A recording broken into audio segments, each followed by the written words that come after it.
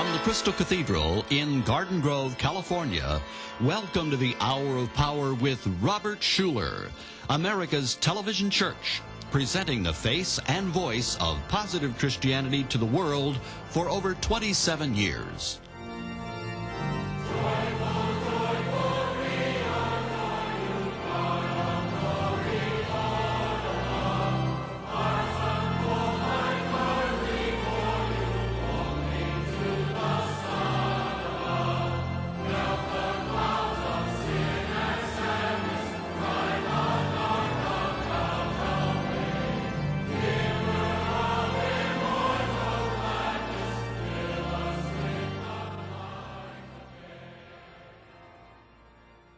I have a guest this morning who is going to inspire you, it's going to motivate you, it's going to help you realize that you have great potential as a person, that you have the ability to be a champion no matter who you are.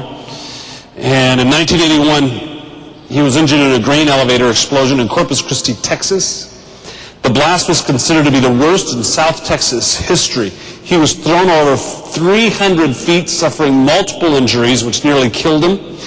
He not only survived, but through hard work and determination, he has become a paraplegic champion, a world champion wheelchair athlete, now serves on the President Council on Physical Fitness.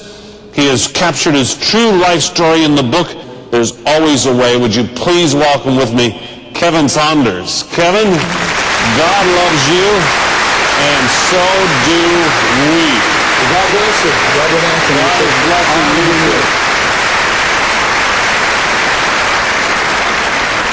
Tell us how you ended up in this chair.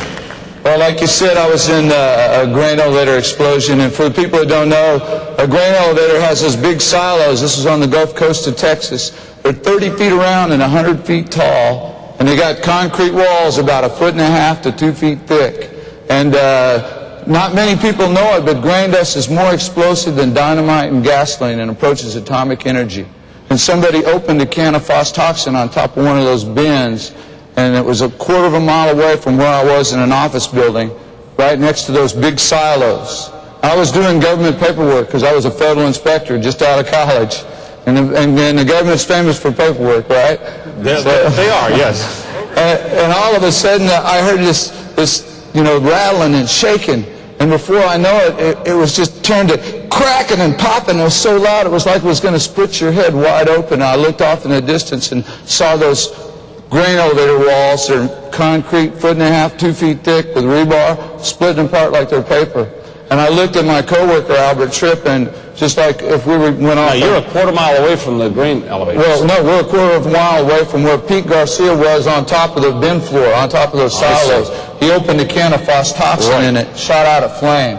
It's known to happen maybe 1 in a billion times that one of these cans would do something like that. But this was one of those times. 15 explosions ripped through the grain elevator at 1,500 feet per second. And I happened to be where the last and the most powerful one exploded, and the whole wall of the building blew out in my face.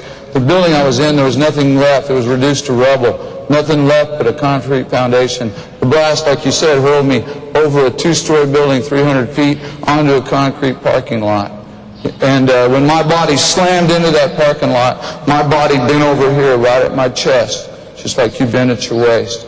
There was blood and cerebrospinal fluid coming from my ears, my nose, my mouth. And they didn't think I'd live. In fact, the headlines in the newspaper read that blood and bodies were scattered all over. And they were going to leave me, except for, thank the good Lord, there was one paramedic that thought I might make it. And they were out of stretchers because there were so many people. 10 people were killed that day.